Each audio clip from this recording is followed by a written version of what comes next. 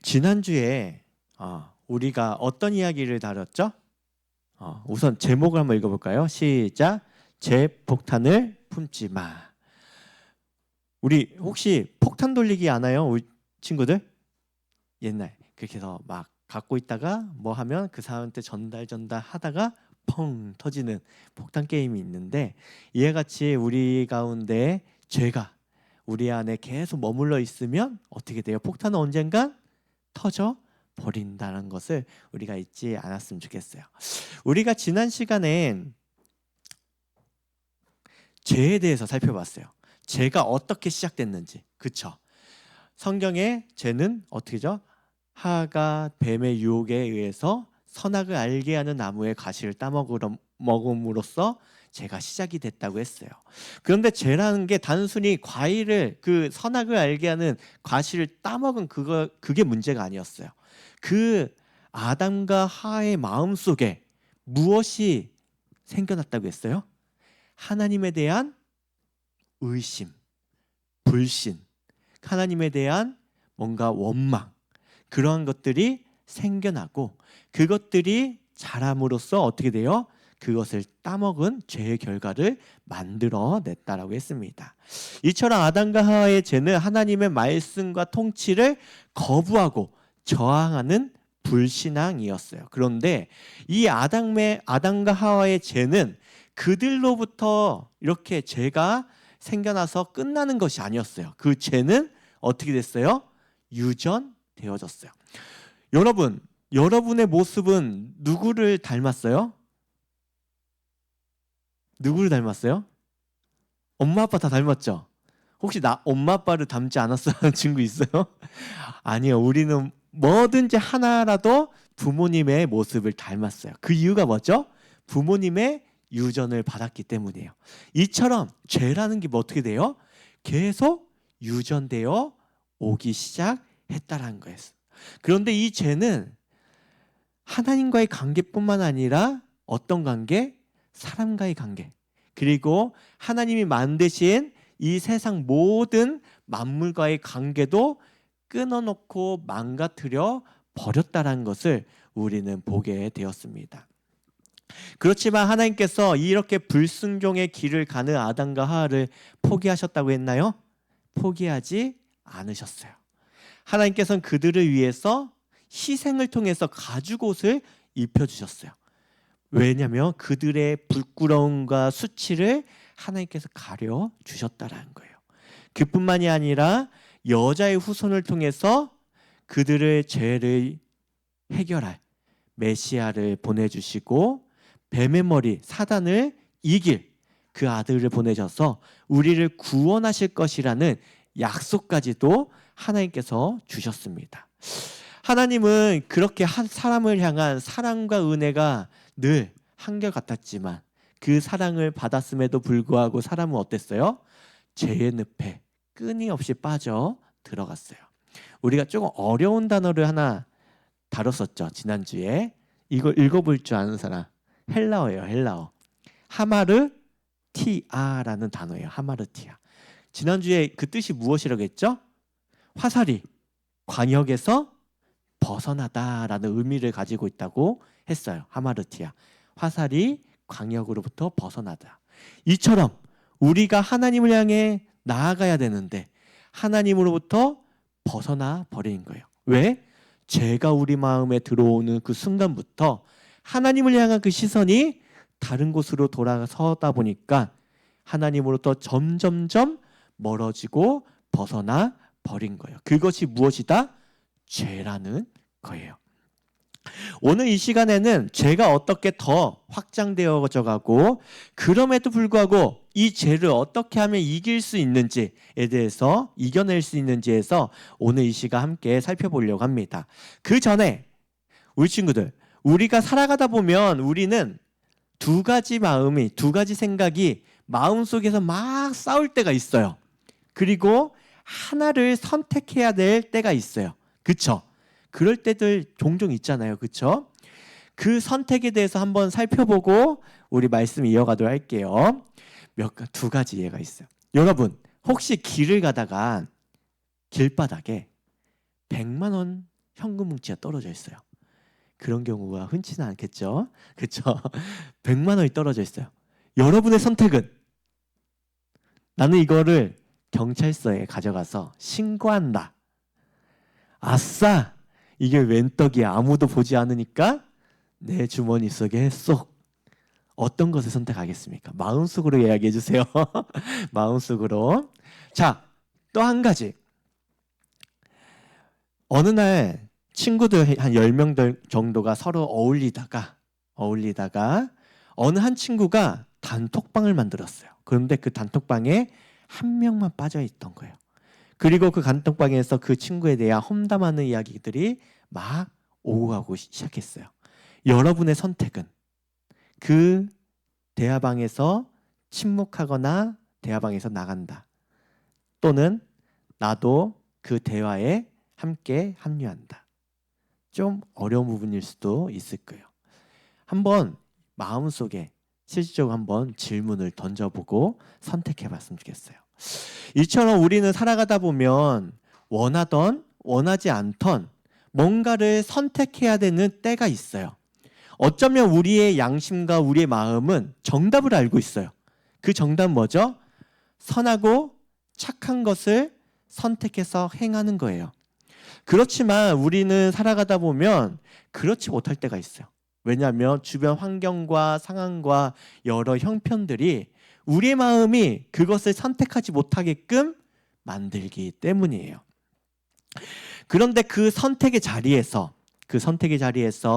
내가 믿을 만한 사람이 뭔가를 그 선택을 하는데 조언을 해주고 격려를 해주고 응원을 해준다면 좀 어떨까요?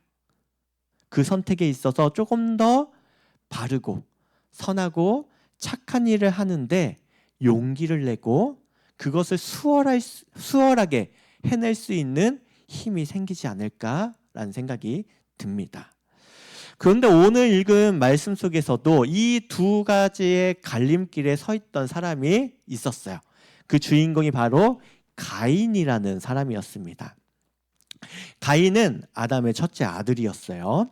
그런데 이 갈림길이 어떠한 문제였냐면 가인에게는 아벨이라는 동생이 있었어요. 가인은 농사를 짓는 사람이었고 이 동생 아벨은 양을 치는 목자였어요. 세월이 지나고 나서 이 둘은 자신들이 가지고 있는 그 소유물을 가지고서 무엇을 했냐면 하나님께 제물을 드려서 예배하는 일을 하게 됐어요. 가인은 자기가 가지고 있는 땅의 소산을 가지고서 하나님께 제물을 드렸고 아벨은 양의 첫 새끼와 기름을 가지고서 하나님께 드림으로써 예배를 드렸던 것이죠. 그런데 문제가 생겼어요. 어떠한 문제였냐면 하나님께서 이 둘의 제사를 모두 받으신 게 아니라 아벨의 제사만 받으신 거예요. 그 이유가 무엇일까요? 왜 하나님은 이 아벨의 제사만 받았을까요? 하나님이 이 둘을 차별하셨을까요? 아니면 하나님이 육식을 좋아하실까요? 나는 고기가 좋아. 혹시 고기 좋아하는 친구들 있죠? 고기가 좋아. 그렇지만 그런 건 아니에요. 성경에 그 힌트가 나와 있어요. 히브리서 11장 4절에 이 둘에 대한 평가를 어떻게 하고 있냐면요. 자, 우리 함께 읽어볼까요? 앞부분만. 시작. 믿음으로 아벨은 가인보다 더 나은 제사를 하나님께 드림으로. 여러분, 이 둘 차이가 있었어요. 아벨은 가인보다 더 나은 제사를 드렸대요. 이거는 제물이 더 좋다는 것이 아니라 앞에 전제되어 있는 게 있어요. 믿음으로. 믿음을 가지고서 신실하게 정성을 다해서 하나님께 더 나은 제사를 드렸다라는 거예요. 특별히 아벨이 하나님께 드린 제물이 뭐라고 소개하고 있냐면 양의 첫 새끼라고 얘기하고 있어요. 이는 단순히 순번이 첫 번째라는 것도 말을 하지만 그보다 더 중요한 의미가 있어요. 무엇이냐면 가장 우선순위로 하나님께 예물을 드렸다라는 거예요. 가장 첫 번째로 하나님께 드렸다라는 거예요. 그래서 이 첫 번째 예물에 대해서 첫 양에 대한 것은 단순히 예물을 떠나서 그 안에 무엇이 담겨 있는 거예요? 하나님을 향한 우선순위를 두고 있는 그 마음이 담겨 있는 것을 의미하는 거예요. 마음을 온전히 드렸다는 거예요. 그에 반해 가인은 어떻게 드렸어요? 아무런 표시가 없어요. 그냥 땅의 소산을 가지고 드렸다는 거예요. 어쩌면 가인은 그 많고 많은 땅의 소산 중에 일부를 그냥 대충 하나 가져와 가지고 하나님께 형식적인 예배를 드리면서 그냥 형식적인 하나님을 그 이전에 해왔듯이 그냥 형식적으로 하나님을 예배하지 않았을까라고 추측해 볼 수 있는 거예요.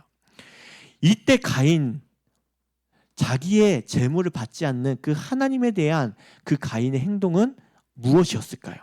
성경은 가인의 행동에 대해서 이렇게 말하고 있어요. 우리 함께 읽어볼까요? 시작. 가인과 그의 재물은 받지 아니하신지라. 가인이 뭐라고요? 몹시 분하여 안색이 변하였다라고 말하고 있어요. 여러분, 가인이 왜 안색이 변했죠?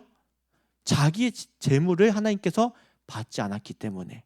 하나님, 만약 아마도 가인은 하나님이 차별한다고 느꼈을 거예요. 사실 이 같은 모습은 우리의 삶에서도 흔하게 나타나요. 우리는 남이 잘 되는 것을 보면서 어떻게 해요? 축하해 주기보다 시기하고 질투할 때가 많이 있습니다. 이러한 시기와 질투의 마음이 쌓여가면 어떻게 될까요? 내가 좀 부족한 일들이 잘 될까요? 아니에요. 오히려 이러한 마음들이 우리의 마음과 몸을 병들게 만들어가요. 오히려 더 긍정적인 삶을 살아가기보다 더 부정적이고 침울하고 정말 우리 가운데 어둠 속으로 더 우리를 끌고 들어간다는 거예요.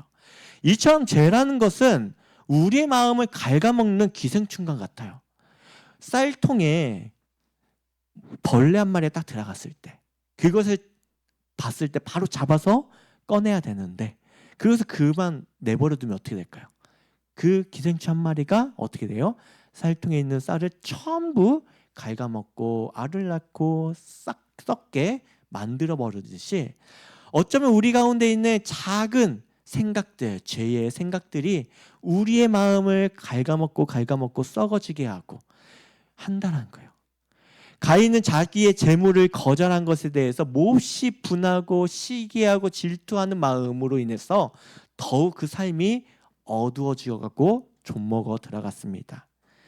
죄는 아담과 하와에서 멈추지 않고 그의 자녀인 가인에게까지 흘러 들어가서 그 마음과 삶을 점점점 파멸로 유혹해 갔던 것이죠. 그런데 여러분, 이때 하나님께서는 이 가인을 그냥 내버려 두셨을까요? 아니었어요. 하나님께서는 이 가인에게 다가가서 말씀하셨습니다. 어떤 말씀하셨을까요? 우리 함께 읽어보도록 할게요. 시작. 여호와께서 가인에게 이르시되 내가 분하여 함은 어찌 됨이며 안색이 변함은 어찌 됨이냐. 내가 선을 행하면 어찌 낯을 들지 못하겠느냐. 선을 행하지 아니하면 죄가 문 앞에 엎드려 있느니라. 죄가 너를 원하나 너는 죄를 다스릴지니라. 하나님이 가인에게 신시당부한 말이 있어요. 뭐라고요? 너는 죄를 어떻게 하라고요? 다스리라 라고 말하고 있어요. 그렇지만 우리는 어때요? 이 죄의 다스림에 우리를 그냥 내버려 둘 때가 있다는 거예요. 여기서 중요한 사실이 있어요. 중요한 사실. 우리가 이 창세기 앞부분을 읽다 보면 그냥 가인의 제사와 아벨의 제사 중 하나님께서 아벨의 제사를 받으셨고 그리고 가인이 아벨을 쳐 죽였다. 그 정도만 생각하고 넘어갈 때가 있어요. 그렇지만 여기서 중요한 사실이 있어요. 하나님은 가인이 죄를 짓기 전에 미리 말씀하셨고 그가 안전하게 죄를 짓지 않도록 안전장치 또한 마련해 두셨다는 거예요. 하나님은 가인이 범죄하기 전에 먼저 은혜를 베푸셨어요. 죄의 유혹에서 벗어날 수 있도록 기회를 마련해 주셨어요. 죄의 갈림길에서 가인을 홀로 내버려 두시지 않았다라는 거예요. 가인이 바른 선택을 할 수 있도록 하나님께서 친히 간섭해 주셨다라는 거예요. 이것이 성경이 말하고 있는 거예요. 사랑하는 중고등부 우리 친구들, 하나님은 지금 우리도 동일하게 간섭하시는 분이에요. 간섭이란 것을 너무 괜찮은 것으로, 때로는 우리의 뭔가 걸리적거린 것으로 생각하지 않았으면 좋겠어요. 사랑하면 상대방에 대한 마음이 가고 그 사람에 대한 참견, 이 참견이란 거는 긍정적인 것을 말해요. 참견이 들어갈 수밖에 없는 거예요. 왜냐하면 사랑하기 때문에. 그런데 하나님은 이 가인을 내버려두면, 당시에 내버려두면 분명히 큰 사단이 날 것 같아. 그러니까 그에게 다가가서 죄를 다스리라고 그를 격려하고 응원해 주시기까지 했던 거예요. 하나님의 위로였던 것이죠. 그렇지만 죄가 너를 원하나 너는 죄를 다스리라라는 그 조언에 가인은 어떻게 했을까요? 그 하나님의 음성을 듣지 않았어요. 하나님께서 손을 내미실 때 그 손을 잡지 않았어요. 가인은 죄의 유혹을 피하라는 하나님의 조언을 듣지 않고 외면했던 거예요. 분노와 시기와 질투가 자기의 마음을 병들게 만들어 감에도 불구하고 어떻게 했어요? 아벨을 쳐 죽여버렸어요. 우리 한번 읽어볼까요? 시작. 가인이 그의 아우 아벨에게 말하고 그들이 들에 있을 때 가인이 그의 아우를 쳐 죽이니라. 결국 가인의 상한 그 마음이 계속 내버려둔 상태로 있게 되자 어떻게 돼요? 죄의 행동에까지 미치게 되었다라는 거예요. 결국 그 동생을 돌로 쳐 죽이게 됩니다. 여러분, 가인의 행동을 보면서 어떤 생각이 드나요? 이 가인의 모습을 보면서 가인은 죄의 유혹을 피하고 죄를 다스리라는 하나님의 조언을 들었지만 따르지 않았어요. 사실 이 같은 모습은 우리의 모습이기도 합니다. 우리도 홍수같이 밀려오는 죄의 유혹 속에 살아가요. 온갖 미디어 매체와 시대적 흐름이 우리가 바른 성경적 판단과 선택을 하는데 많은 혼란을 일으킵니다. 우리의 마음은 교회에 다니고 그리고 하나님을 바르게 신앙하고 성경적 가르침과 조언을 듣기를 거부하는 마음을 끊임없이 우리 속에 불러넣고 있다라는 거예요. 우리 마음 가운데. 마치 하나님께서 가인에게 다가와 말씀하실 때 가인이 하나님을 외면하고 자기의 상한 감정과 상태에만 빠져 죄가 자기를 다스리고 있음에도 불구하고 그것을 그냥 내버려 두었듯이 우리도 나의 상한 감정과 내가 처한 상황과 환경에만 몰두하다 보니까 어떻게 돼요? 하나님을 바르게 신앙하는 것, 성경적 가르침을 받는 것, 때로는 누군가가 나를 조언해주고 격려해주는 것, 그것에 대해서 오히려 불만과 불평과 원망과 그 오만 생각들로 우리가 끊임없이 죄의 늪에 빠져 들어가고 있진 않은지 우리가 한번 돌아봤으면 좋겠어요. 죄로 병든 마음을 그냥 내버려 둔 채 있다면 우리는 가인처럼 사람을 쳐 죽이지는 않더라도 우리의 마음 속에는 수많은 사람들을 얼마나 많이 죽여가고 있는지 한번 돌아봤으면 좋겠어요. 사람을 육체적으로 죽이는 것만 살인이 아니에요.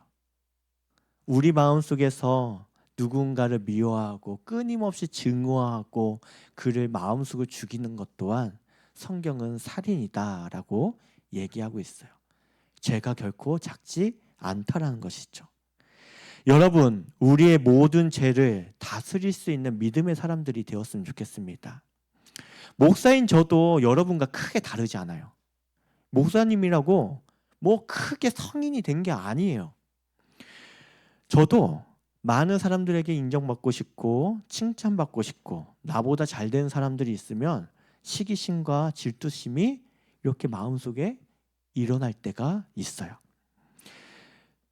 여러분, 죄라는 것이 우리를 그렇게 유혹해요. 그런데 그럴 때 하는 행동이 있어요. 특별하게.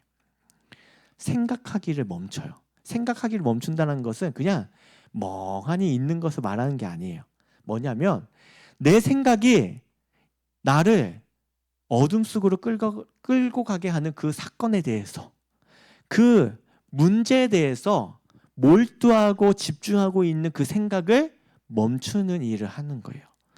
제가 내 마음을 다스리려 할 때 그 일을 멈추는 일을 해요. 그리고 조용한 장소에 가서 내 마음의 상태를 확인해요.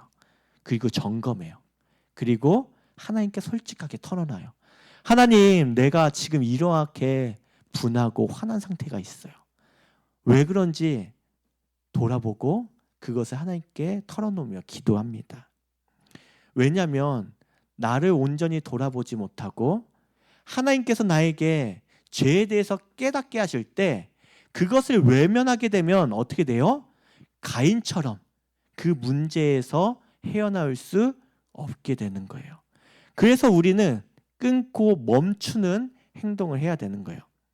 특별히 우리가 사순절 기간을 보내고 있어요. 여러분, 요거 한번 꺼내봤으면 좋겠어요. 주보 한번 들어보겠어요? 여기 보면 사순절 묵상이란 게 있어요. 여기에 있는 내용 큰 거는 아니에요. 그리고 여기에 다 포함되지는 않더라도 여러분의 마음속에 때로는 비우고 빼야 할 것이 있다면 무엇이 있는지, 때로는 채워야 할 것들이 있다면 무엇이 있는지 한번 묵상해보고 우리가 이 사순절 기간을 한번 보내봤으면 좋겠어요.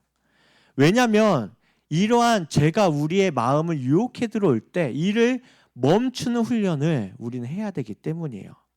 악한 마음을 비우고 선한 것으로 채워가기를 날마다 수고하고 최선을 다해야 되기 때문이에요. 왜냐하면 죄의 행동이란 것은 어느 한 수가 딱 하니 생겨나는 게 아니에요.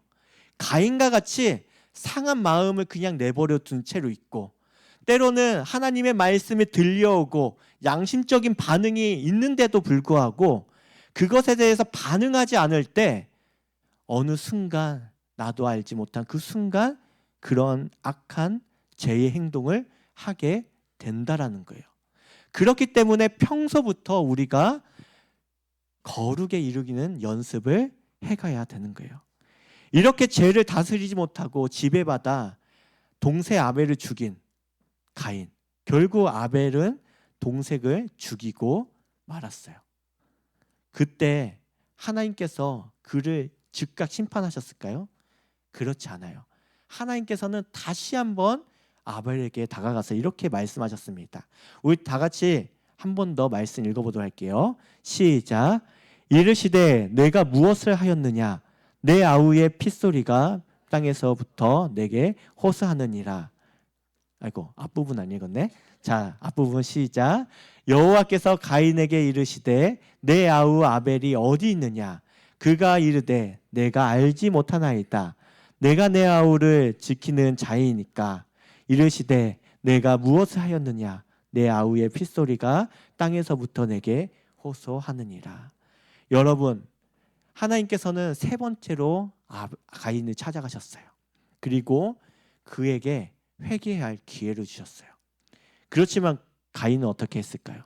오히려 하나님이 질문하실 때 거짓으로 대답합니다. 그리고 무관심과 무책임으로 항변을 합니다. 여러분, 가인의 죄가 얼마나 심각한 것인지 우리는 깨달아야 돼요. 하나님께서 우리에게 우리가 죄를 범하면 그 순간 심판하지 않는 이유가 있어요. 가인과 같이 기회를 주시며 돌아오기를 바라신다는 거예요. 그것이 우리를 향한 하나님의 은혜와 사랑인 거예요. 그렇지만 그 은혜와 사랑을 우리가 받은 존재인데도 불구하고 그것을 끝까지 외면하면 어떻게 될까요? 가인과 같이 끊임없이 그 죄의 길로 갈 수밖에 없는 거예요. 하마르티아, 죄, 관역에서 벗어나다라는 단어와 같이 우리는 끊임없이 돌이킬 수 없는 길로 가게 된다라는 것이에요. 나중에는 돌이키려 해도 그 길이 너무 멀어서 돌이키기가 결단코 쉽지 않게 된다라는 거예요. 우리는 그 전에 특별히 더 어려서부터 신앙생활을 하고 신앙을 할 때 그러한 경건을 연습해 가야 함을 잊지 않았으면 좋겠어요. 오늘 하나님의 그 음성, 하나님께서 우리에게 말씀하실 때는 성경의 말씀으로도 말씀하시지만 옆에 주변의 사람들과 여러 환경을 통해서 우리의 양심을 자극하기도 해요. 그때 우리가 그러한 반응이 올 때 가인과 같이 그것을 외면하는 사람이 되지 않았으면 좋겠어요. 순간순간 민감하게, 죄에 민감하게 반응하며 거룩한 자리로 한 걸음 한 걸음 나아가는 우리 중고등부 친구들 모두 될 수 있기를 간절히 소망합니다. 우리 신실하게 진실하게 찬양하면서 하나님